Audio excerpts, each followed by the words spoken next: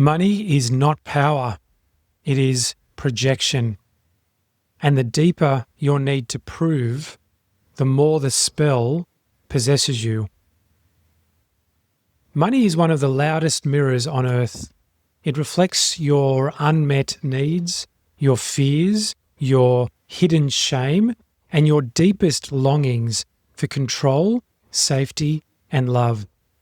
But almost no one sees money clearly, because money doesn't arrive as it is. It arrives draped in projection. You look at a number in your bank account and you feel worthy or worthless. You see someone with more and feel less. You imagine financial wealth as freedom, power, and arrival. And so you chase it as if your soul depended upon it. But money fundamentally has no meaning until you give it one. It's not evil, it's not sacred, it's not real security, and it is not proof of your goodness or your intelligence or your destiny. It is a neutral energy wrapped in human distortion.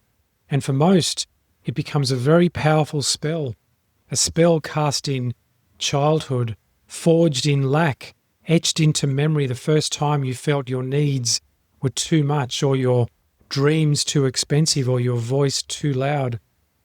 That moment you realized that money could determine how much of you was permitted. And so you adapted.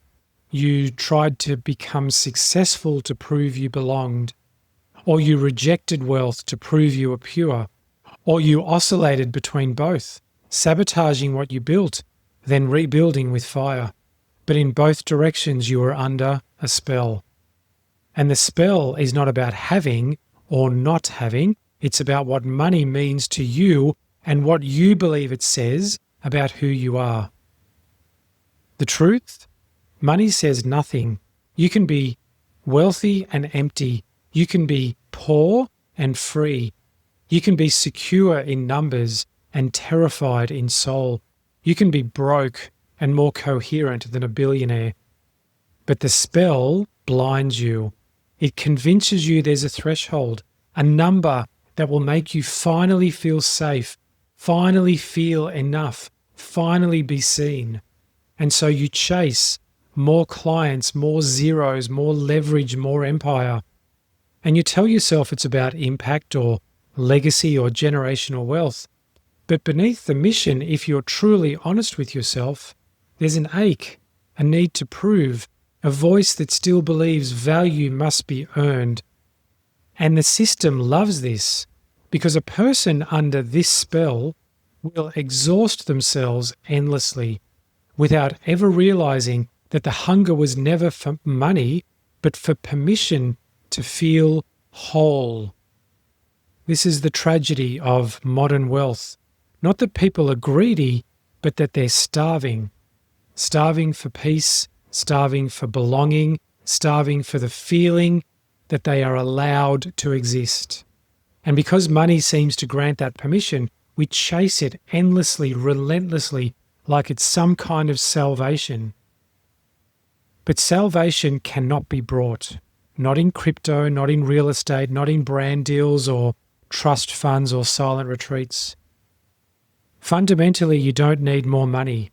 You need to be free from the meaning you've given it, to see it as a tool, not a verdict, to let it flow through your life without becoming the spine of it.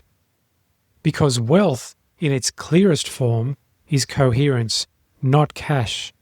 Coherence, the unshakable sense that your life belongs to you, that you are not beholden to others' opinions, to trends or projections, that you move from truth and not from hunger. And yes, money helps. It creates options. It softens the edge of survival. It can build, expand, and shelter. But it cannot and should not center you. That is your work. To name where the spell still lives, to track the moments you seek external confirmation of your internal worth. To notice how quickly you collapse when the number drops or inflate when it rises, and then to break the spell, to rewrite the meaning, to disentangle your value from your bank account, to remember that wealth is not what you hold, it's what you no longer need to grasp. Because you can be wealthy in devotion, in rest, in time, in truth, in the quiet confidence that your time and your life is not for sale. So let others chase, let them perform, let them inflate and collapse. You will walk differently. You will build from coherence, not compulsion. You will let money serve your soul, not steal it.